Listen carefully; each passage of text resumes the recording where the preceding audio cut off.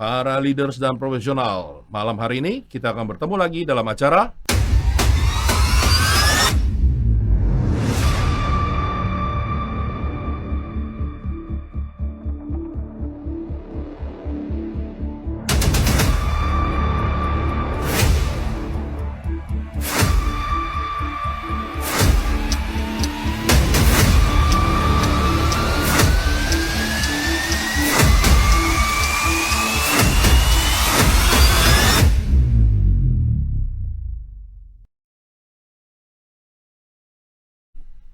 pada malam hari ini kita masuk ke dalam webinar keempat dalam buku Lead to Grow.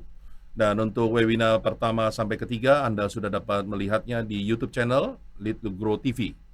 Dan malam hari ini kita mengambil tema manusia sebagai pemimpin, takdir atau nasib. Dan seperti biasa, saya bersama dengan salah satu penulis buku dari buku Lead to Grow, yaitu Dr. Stefanus Tan. Selamat malam. Malam Bro. Sehat? Sehat. Sehat ya, kelihatan seger ya. Kayak Mantap. habis mijit nih. Kalau itu rahasia, Bu. Gitu ya. Oke. Kita malam ini berbicara tentang pemimpin, takdir atau nasib. Ini Yes. menarik nih ya, bahasannya menarik banget nih. Nah, kalau yang saya ingin tanyakan ya. Gini, Bro Steph. Banyak sekali ya para pemimpin hari ini gitu ya. Merasa ketika gagal, mereka melihat itu sebagai takdir. Oke. Tapi sebagian besar orang ya mengatakan bahwa enggak, ini nasib gitu. Karena ada sebagian orang juga mengatakan bahwa orang yang gagal itu karena tidak mau menolak untuk memegang kendali. Nah, pertanyaan saya nih supaya juga semua orang bisa mendengar dan mengetahuinya, sebenarnya mengapa sih begitu pentingnya takdir dan nasib ini dibahas dalam buku Lead to Grow? Yes. Karena dalam kehidupan ini kita perlu paham ada sesuatu yang memang dalam kontrol kita dan kita punya kewajiban mengontrolnya, dan ada sesuatu yang di luar kontrol kita dan kita perlu belajar menerimanya. Karena itu memang membedakan takdir dan nasib itu menjadi hal yang sangat penting dan relevan bagi setiap manusia yang mau menjadi pemimpin. Jadi penting sekali untuk mereka mengetahui takdir dan nasib. Yes. Nah, masalahnya sampai hari ini ya, bahwa banyak orang tidak terlalu bicarakan tentang takdir. Oke. Ya, dan mereka rata-rata mengatakan ini nasib saya ketika mereka gagal, mereka belum sampai pada tujuannya, dan mereka selalu mengatakan itu nasib. Mengapa sih orang selalu mengatakan nasib dan tidak terlalu membahas tentang takdir? Pertanyaannya jangan-jangan pada waktu bilang itu nasib saya, kalimat itu nasib saya, itu seakan-akan nasib itu di luar kontrol. Di luar kontrol. Betul kan? Gitu. Nah, sebenarnya mungkin yang lebih tepat mereka menggunakan itu sudah takdir saya. Itu sudah takdir saya. Ya kan? Oke. Tinggal pertanyaannya apakah benar itu takdir? Gitu kan? Karena kalau kita tanya pendapat di masyarakat gitu kan, apa sih bedanya takdir dan nasib? Yang umum dikatakan masyarakat apa sih? Takdir itu adalah sesuatu yang di luar kontrol, biasanya kan begitu ya. Gitu kan? Atau mereka bilang takdir adalah suratan nasib atau suratan dari yang atas. Ya. Sudah menjadi keinginan gitu. Ya. Oke. Gitu ya? Ya, jadi seakan-akan itu di luar kontrol. Ada lagi yang mengatakan takdir tidak dapat diubah. Nasib dapat diubah. Nasib dapat diubah. Oke. Gitu kan, sehingga kalau kalimatnya itu sudah nasib saya dengan definisi tadi ya. Iya. Nasib dapat diubah dan takdir tidak dapat diubah. Pertanyaan sederhana, kalau itu sudah nasibku kenapa tidak kamu ubah? Gitu. Tapi pertanyaan yang lebih mendasar adalah kenapa nasib dapat diubah?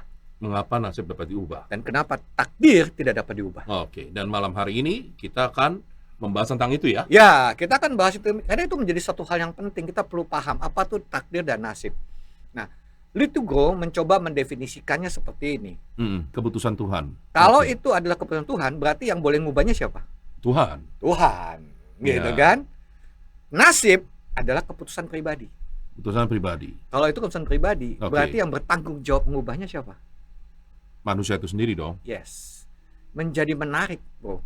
Pada waktu ada manusia berusaha mengubah takdir dan Manusia. menyerahkan nasibnya kepada Tuhan, kan nggak nyambung. Manusia mengubah takdir. Oke. Iya, dia berusaha mengubah takdir dia, gitu kan, sampai kapanpun nggak dapat, karena itu bukan ranahnya dia, itu hak Tuhan. Oke. Tapi Pada saat yang sama, dia menyerahkan nasibnya kepada Tuhan. Lah, yang tanggung jawab berubah nasibnya siapa? Berarti ini banyak orang sebenarnya salah mendefinisikan ya. Yes, dia gagal paham mana bagian saya, mana bagian Tuhan. Oke.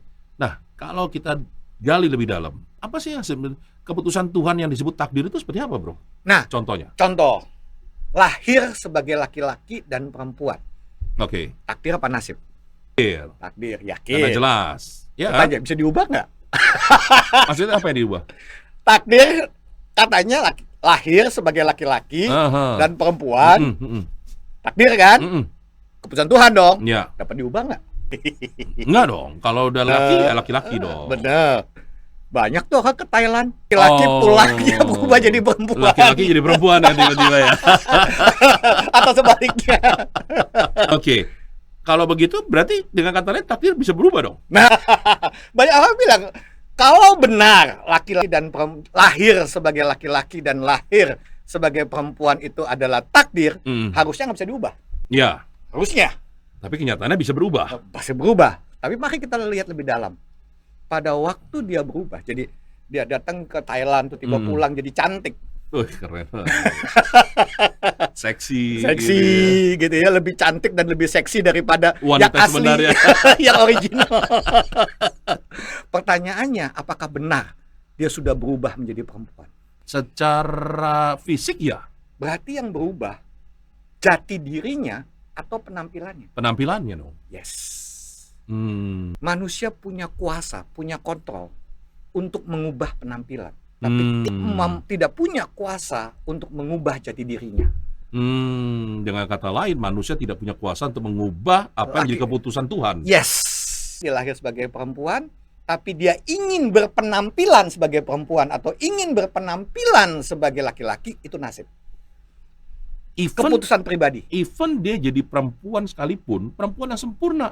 Artinya benar cantik, benar suaranya berubah. Bukankah itu berubah total artinya? Yang berubah kan penampilannya, Bro. Apakah dia bisa melahirkan?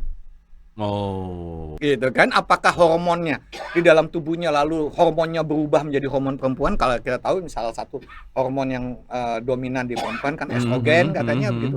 Kan tidak. Selalu yang berubah adalah penampilan. Saya ingin kasih contoh, teman. Kalau kita punya handphone Samsung, lalu kita bikin casing Apple, sehingga lalu pas keluar itu jadi Apple. Langsung kelihatan Apple. Iya, apakah lalu secara otomatis dia menjadi Apple? Enggak dong. Enggak, kayaknya Hanya dalamnya terlihat sebagai Apple. yes. Dalamnya tetap Samsung. Iya. Oke. Sekarang kalau ini Ya. pikiran Isong nih. Kalau tiba dunia kedokteran begitu majunya, Ya, tiba-tiba nih perempuan yang dari laki ini jadi benar-benar rahim. benar-benar punya rahim, Nah. betul-betul menjadi perempuan. Betul. Detik itu juga maka takdir menjadi nasib. Karena Wow. dunia sudah mampu mengubahnya. Artinya kan saya mau jadi laki-laki dan perempuan jadi kontrol saya dong, bukan kontrol Tuhan lagi. Tapi saya nggak yakin tuh, Bro. Nggak yakin. Dunia kedokteran bisa sampai secanggih itu. Iya juga ya. Karena belum tentu mental dia sebagai laki tetap ada ya. Yes. Karena untuk melahirkan kan butuh mental yang sangat kuat ya. yes, Dan menjadi belum tentu. perempuan. Oke. Artinya memang hanya sebuah penampilan casing yang diubah. Yes, yes. Oke. Mudah-mudahan contoh ini menjadi jelas buat teman-teman. Kapan itu takdir, kapan itu nasib. Karena ini penting sekali. Kemampuan membedakan ini akan menentukan masa depan kita ke depan. Oke. Kasih contoh lain. Hmm. Kalau saya nggak makan 12 jam, Mm-mm. maka saya merasa lapar. Ya. Takdir atau nasib. Takdir. Kenapa? Karena manusia pada dasarnya kalau nggak makan ya pasti lapar dong. Betul. Betul dong. Takdir nggak bisa diubah. Manusia hidup butuh makan. Kalau dia nggak makan dia pasti lapar. Itu Betul. takdir, tidak dapat diubah. Ya. Tapi kelaparan nasib atau takdir? Saya kelaparan. Oh, nasib. Nasib. Kenapa? Karena saya bisa ubah. Oke. Saya bisa ubah untuk tidak kelaparan. Bagaimana dengan orang-orang yang kelaparan di Afrika? Nah, Nasib atau takdir? kadang-kadang kita menyalahkan takdir. Kita menyalahkan Tuhan dengan itu udah takdir saya. Karena faktanya Tuhan menyediakan makanan dimanapun, termasuk di tempat yang paling gurun sekalipun. Karena di sana ada cacing kan, tanah, dedaunan. Tapi Cuman kalau- banyak orang bilang, masa makan cacing? Tapi kalau yang kelaparan itu, nah, kita ambil contoh nih ya, ekstrim. Yang kelaparan itu dan anak-anak kan tidak mengerti. Mereka harus makan apa dan sebagainya. Yes, nggak hanya anak, Bro. Setiap manusia yang dia tidak paham perbedaan takdir dan nasib, seringkali dia lalu menyerahkan diri sama Tuhan, akibatnya dia mati kelaparan. Hmm. Jadi ini kita nggak bicara anak-anak. Oke. Ini kita bicara umat manusia yang tidak benar paham mana takdir, mana nasib. Artinya Yes. adalah orang-orang yang Bro Steph katakan adalah orang-orang yang mampu berpikir, mampu Yes. menganalisa, tapi Yes. akhirnya salah atau tidak menjalankan nasibnya dengan baik, mengubah Yes. nasib dengan baik. Yes. Oh, oke. Sehingga Saya kembali mengerti. lagi, nasibnya diserahkan ke Tuhan. Ya, oke. Nah, sekarang dalam hubungan dengan manusia nih, jangan sampai kita masuk tiba-tiba ke Thailand lagi nih ya, bahaya nih. Dalam hubungannya sebagai manusia dan pemimpin, Yes. apa hubungannya antara nasib dan takdir dalam diri seorang pemimpin? Yes. Kalau kita sudah mampu membedakan, maka kita tahu dong bahwa nasib itu tanggung jawab saya pribadi, Ya. karena keputusan pribadi. Ya. Maka pertanyaan yang lebih relevan adalah, kalau kita setiap hari membuat keputusan, Mhm. pernah nggak sih dalam hidup ini kita merencanakan untuk jadi tragis hidupnya? Enggak dong, pasti Nggak mungkin enggak. dong. Ya, Betul dong? ya. Tidak ada manusia yang merencanakan 10 tahun lagi saya merencanakan pengen tragis. Nggak ada. Ya. Pasti pengen 10 tahun lagi kalau boleh Sukses kayak raya, bahagia, betul ya, kan? Tapi betul. kenapa banyak orang hidupnya tragis? Karena gagal mengelola nasib. Maka kita perlu belajar bagaimana mengambil keputusan yang tepat ke depannya. Supaya keputusan kita membuat kehidupan kita lebih baik. Itu yang lebih relevan sebenarnya. Karena saya tahu bahwa saya punya kuasa untuk menentukan nasib saya. Maka saya perlu belajar bagaimana membuat keputusan yang tepat, yang proper. Itu relevansinya, bro. Gitu kan? Nah, kita lihat dulu di sini. Ya kan? Takdir realitas yang berada di luar kendali kita, nasib adalah hasil keputusan kecil setiap hari. Bangun tidur kita ngambil keputusan, tidur lagi. Atau bangun kita ngambil keputusan, mau mandi dulu, atau gosok gigi, atau makan. Jadi setiap hari kita tuh ngambil keputusan. Nah, kalau kita salah mengartikan, gitu kan, maka jadi pasif. Karena tergantung Tuhan, apa-apa tergantung Tuhan. Tapi kalau kita mampu membedakannya dengan benar, maka kita dapat bertanggung jawab penuh kehidupan kita sendiri. Tapi bertanggung jawab penuh itu seperti apa? Nah, berarti dengan kata lain, orang yang tidak mampu mengambil keputusan, Ya. bisa dikatakan bahwa mereka tidak bertanggung jawab terhadap hidupnya. Yes. Pada waktu dalam segala hal dia menyerahkan semuanya kepada Tuhan atau ke orang lain. Yes. Makanya disinilah kita belajar, ya kan, bagaimana memilih nasib yang baik dan terhindar dari nasib yang tragis. Oke. Tapi sebelum masuk sini nih, Ya. saya mau nanya, kenapa ada orang yang mampu membuat keputusan dan ada orang yang tidak mampu membuat keputusan? Takut. Pada umumnya orang takut, karena setiap kali kita mengambil keputusan, pasti kita berhadapan dengan konsekuensi dan resiko. Lalu orang berpikir bahwa kalau saya tidak mengambil keputusan, berarti saya bisa menghindari resiko dan tanggung jawab dan konsekuensi. Yang banyak orang tidak paham, tidak mengambil keputusan adalah keputusan. Tidak mengambil keputusan adalah keputusan. Jadi kalau dia bilang gue tidak mengambil keputusan supaya saya terhindar dari resiko dan konsekuensi, ada resiko dan konsekuensi loh. Saya tidak mengambil keputusan. Oh iya benar. Saya memutuskan untuk tidak mengambil keputusan. Itu adalah sebuah keputusan. Itu sendiri sudah suatu keputusan. Kita tuh sebagai manusia, bro, nggak enak. Iya ya. Nggak enak. Apapun kita perlu ngambil keputusan. Jadi kami tidak ditakdirkan ngambil keputusan dia. Iya. Tapi dikorbankan terus, bro. Iya. Tapi kan bukan salah dia. Iya. Dan itu takdirnya dia dikorbankan. Dan dia tidak bisa menghindar ya. Iya. Untuk ngambil keputusan saya tidak mau dikorbankan gitu ya. Jadi sebenarnya jadi manusia itu enak ya sebenarnya. Saya nggak tahu, tergantung. Kalau kita mau mengambil peran kita sebagai manusia kan jadi enak. Tapi kalau kita tidak mau mengambil peran kita sebagai manusia, ya tadi menderita. Mengambil keputusan ada konsekuensi. Tidak mengambil Ya keputusan kan? Dan ada ya, resikonya. Ada resiko. Tidak mengambil keputusan pun juga ada resikonya. Karena itu juga keputusan. Betul. Ya. Baik. Oke, ini menarik ya. Ketika kita bicara tentang takdir dan nasib, ya bahwa semua di apa namanya berdasarkan dari sebuah keputusan, Ya. maka sebenarnya contoh nasib ya, hasil dari keputusan kecil. Ya. Setiap hari, bahkan mungkin menurut saya bukan tiap hari ya, bahkan setiap menit kita bisa ngambil keputusan. Detik kita Setiap harus ambil detik. keputusan. Termasuk kita mau pakai baju apa hari ini, sepatu apa. Yes. Termasuk hari ini saya masih mau dengerin webinar bersama atau saya tutup webinar, mau nonton yang lain. Kan keputusan yang kita perlu ambil setiap detik, setiap saat. Dan mungkin Anda yang saat ini mungkin masih ada di jalan, ya masih menghadapi macet, ya kan? Atau ada yang sudah di rumah. Kalau saat ini Anda bergabung, berarti Anda sudah ngambil keputusan yang tepat. Yes. Ya, gitu ya. Daripada nonton bola. Masih lama, Bu, jam 12. Oh, masih 12 ya. Oke. Jadi di sini kelihatan banget ya bahwa takdir dan nasib itu benar dibedakan ya. Yes, kalau kita mampu membedakan dan mampu menggunakannya, utilisasi perbedaan ini dengan benar, maka kita bisa belajar memperbaiki nasib kita dan memastikan ke depan nasib kita lebih baik. Oke. Bro, dari pengalaman nulis buku, pasti juga ada pengalaman menemukan banyak orang, klien yang dilayanin ya. Ada klien-klien atau orang-orang, manusia-manusia yang mungkin sampai hari ini susah mengambil keputusan. Yes. Ya kan? Nah, yang disebut tragis itu tragis seperti apa sih sebenarnya? Nah, ini yang tadi kita mau masuk ke sana ya. Tragis itu ya tadi ada penderitaan. Lalu kehidupannya tidak bertumbuh. Kan tragis, Bu. Gitu. Kehidupan tidak bertumbuh. Malah kadang-kadang mengalami down dan tidak bisa bangkit lagi. Ada yang depresi, ada yang bunuh diri. Oke. Tapi kan itu yang ekstrim. Ya. Nah, yang sederhana, apatis. Apatis. Yang gue bilang, ya sudahlah. Memang sudah suratan takdir. Memang Tuhan sudah mentakdirkan saya untuk tidak berhasil. Sedih banget kan? Seakan-akan lalu Tuhan bertanggung jawab pada kehidupan seseorang. Oke. Tadi ada kata bertumbuh. Ya. Apakah semua orang yang bertumbuh berarti memang selalu berani mengambil keputusan? Lebih tepatnya adalah kita mau bertumbuh, kita perlu belajar berani mengambil keputusan. Dan bukan hanya belajar berani mengambil keputusan, belajar menerima konsekuensi dan belajar bertanggung jawab. Jadi bukan hanya sekedar berani ambil keputusan. Belajar ya. Bertanggung jawab juga, terima konsekuensinya. Disitulah kita bertumbuh. Karena kalau kita ngambil keputusan, kita tidak belajar untuk menerima resiko, kita tidak belajar untuk menerima konsekuensi, maka tidak ada pelajaran yang kita dapat dari setiap keputusan yang kita buat. Oke. Kalau kita tidak belajar, ya kita nggak bertumbuh. Nah, bicara pelajaran.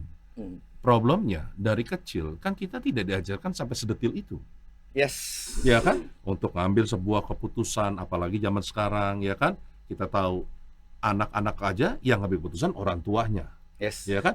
Even mereka sudah kuliah. Ya kan?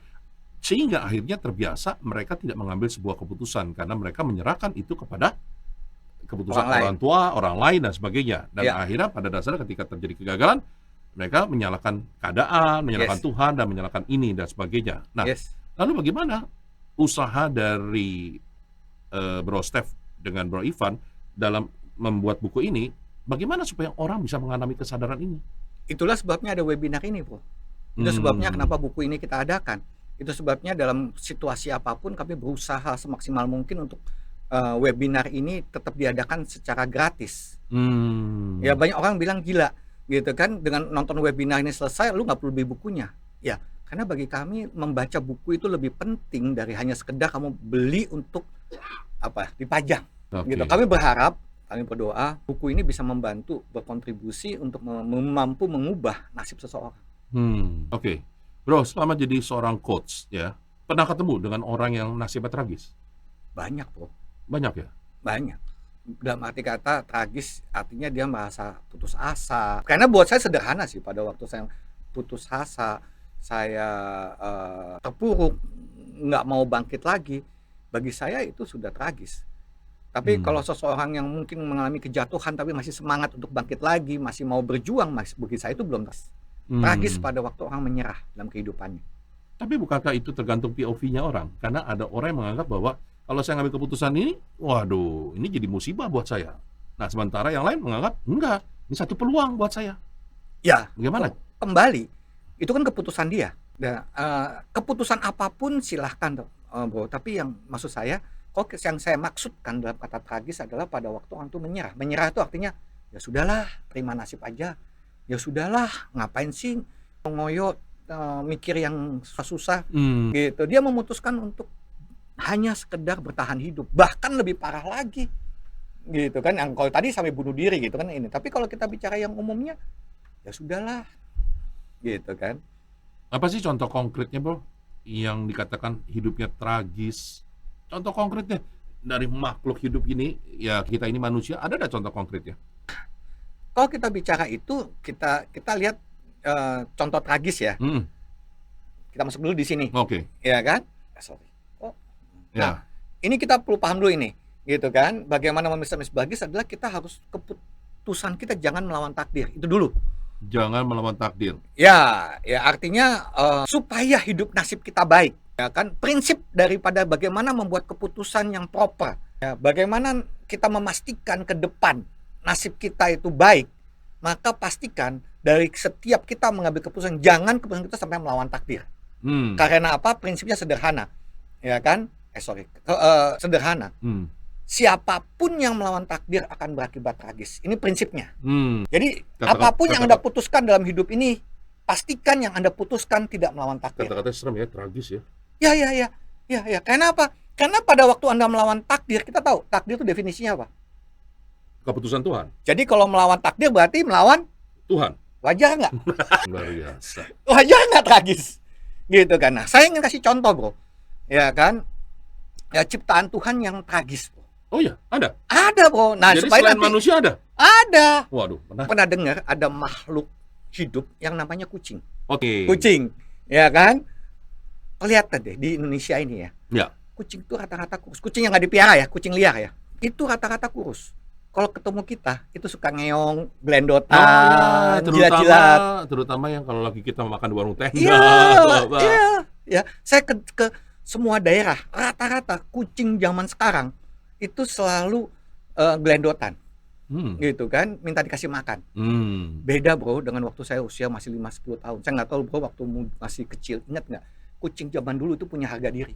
Mau dipegang nggak mau. Luar biasa. Kita kejar nih. Kucing aja punya harga diri. Punya harga diri, sekarang udah kehilangan harga diri, bro.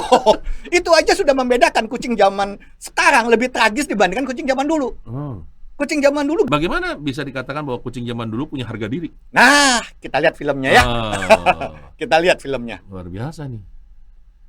Oh, ini dia. Nah. Oh, ini kuning. Kucing dulu nih. Nggak ada suaranya ya? Ya. Nggak apa-apa. Oh, dia nangkap tikus. Ya. Dia berjuang banget ya. Ya. Ini dulu. Makanya dia nggak butuh manusia, bro, untuk dan hidup. Dan dia kelihatan gemuk ya. Iya. Nah, ini kucing sekarang. Iya. Ada tikus. Iya ya, menarik ya. Bisa ngalah ya. Luar biasa. Setahu saya ini cuma ada di film Tom and Jerry ya. Karena kenyataannya ada. Nah lo. Oke. Nah, bro. Nah, ini dari video ini ya. Kan sebenarnya kan kucing itu memang harus nangkap tikus ya. Yes. Lah kenapa tiba-tiba sekarang berubah? Nah, kita begitu nggak tahu. takutnya dengan tikus. Kita nggak tahu, bro. Tapi yang saya tahu adalah gini. Kalau kita bicara takdir, keputusan Tuhan, ya kan kita tahu bahwa tikus itu memang ditakdirkan jadi makanannya kucing. Ya. Betul ya? Ya. Artinya kucing ketemu tikus itu anugerah atau musibah? Kucing ketemu tikus. Harusnya anugerah. Seharusnya dong. anugerah. Anugerah dong. Tikusnya harusnya anugerah makin besar. Yap. Betul kan? Tapi pada waktu anugerah dimaknai sebagai musibah, terus bagaimana kucing bisa hidup? Itulah tragis yang saya maksud, bro. Luar biasa. Gagal paham pada waktu Tuhan memberikan anugerah dimaknai sebagai musibah. Makanya kehilangan harga diri. Itu kan tragis.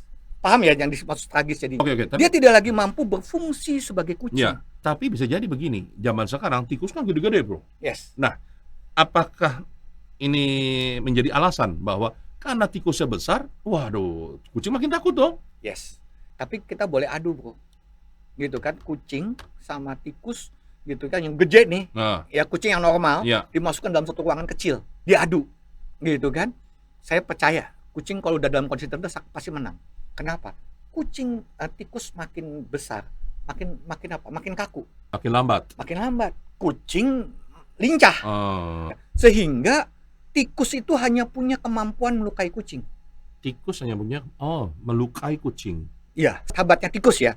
Dia hanya mampu melukai kucing. Masalahnya kalau kucing itu manja, nggak mau terluka, takut dia karena terluka, lari, kan bodoh.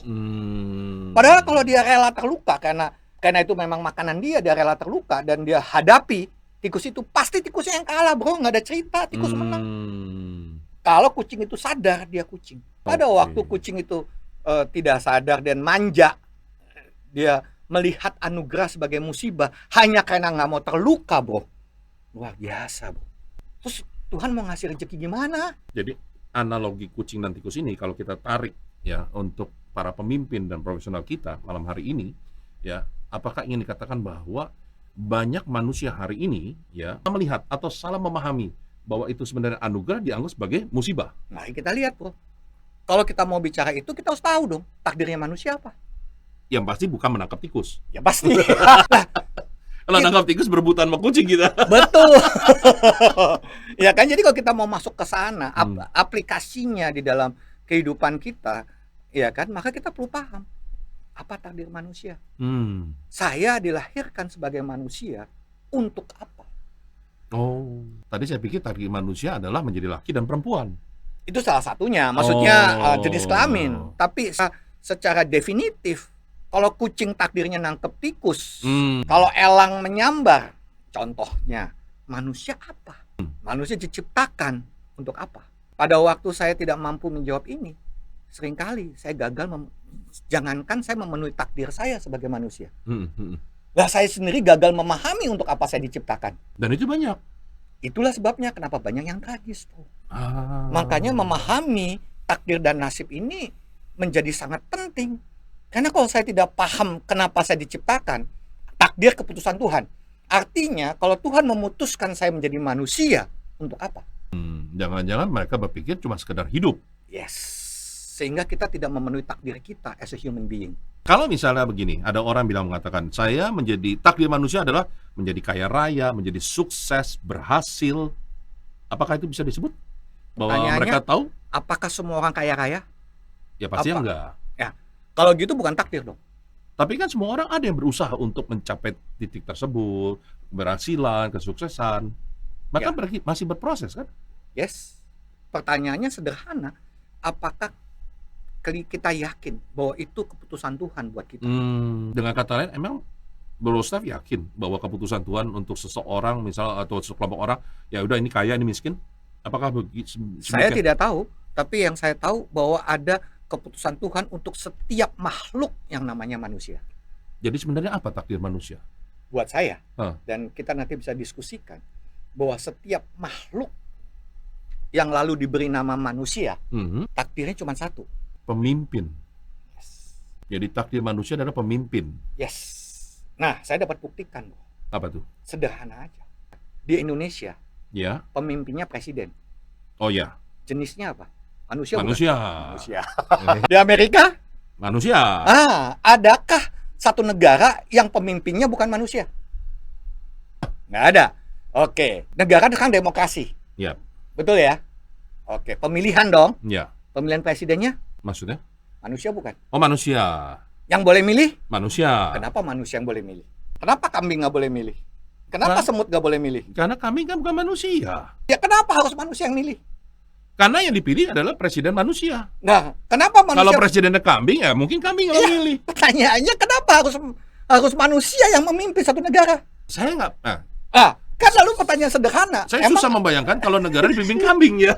Karena apa? Kambing tidak punya kemampuan untuk memimpin. Kambing tidak punya kemampuan untuk memimpin. Yes. Oke, kalau misalnya contohnya bukan kambing. Ya. Singa. Emang punya kemampuan memimpin? Lah, dia mampu memimpin kelompoknya. Yes. Bagaimana? Yes. Apakah nggak bisa disebut dalam pemimpin? sejarahnya, gitu kan? Ada nggak singa memimpin manusia? Nggak ada. Singa punya sirkus, manusia yang jadi pemainnya. Yang ada apa? Manusia tetap memimpin mereka ya. Iya. Jadi bukan masalah de jure harus ada surat keputusan. De facto, makhluk yang punya kemampuan memimpin adalah manusia. Kenapa bisa maksud saya, kenapa bisa selain contoh yang tadi, kenapa bisa memastikan bahwa makhluk yang bisa memimpin adalah hanya manusia? Saat ini. Ya. Sederhana aja. Pada waktu pemilihan presiden, yang punya hak memilih siapa? Manusia. Ada nggak makhluk lain yang punya hak memilih? Betul, tapi maksud saya itu kan secara ini. Tapi Ya. apa yang paling fundamental bahwa kenapa manusia bisa disebut pemimpin? Dan manusia bisa memimpin? Karena hanya manusia yang punya kemampuan untuk membuat keputusan. Artinya maksudnya kemampuan itu apa? Kemampuan cara berpikir? Kemampuan untuk make this. Karena kalau kita bicara pemimpin, kita harus tahu pemimpin itu tugasnya apa. Untuk ini kita perlu paham. Kalau kita tahu kenapa hanya manusia, maka kita tahu pemimpin tugasnya apa. Ada dua tugas pemimpin, bro. Pertama, dia harus membuat keputusan. Mhm. Karena kalau tidak membuat keputusan pasti bukan pemimpin. Oke, membuat keputusan yang tadi disebut. Ya, Setiap hari, setiap saat dia membuat keputusan. ya, hanya manusia yang setiap bangun tidur dia harus memutuskan gue mau bangun lagi atau tidur lagi. Ya. Kalau sudah bangun saya buat keputusan lagi, mau mandi dulu, mau sikat gigi dulu. Dan apapun keputusannya, even yang tadi dibilang tidak mengambil keputusan, dia kan tetap membuat keputusan. Yes, selalu ada Apakah- konsekuensi. Apakah itu disebut pemimpin juga? Orang yang tidak mengambil keputusan. Kalau namanya orang, udah pasti pemimpin. Karena itu, tidak mengambil keputusan adalah keputusan. Betul. Karena dia memang sudah ditakdirkan, dilahirkan Menjadi sebagai pemimpin. Jadi pada saat dia tidak mengambil keputusan, Itulah keputusannya. itu dia keputusan dia, Yes. dia tetap sebagai seorang pemimpin. Iya, ada konsekuensi di sana. Oh, tapi ada konsekuensinya.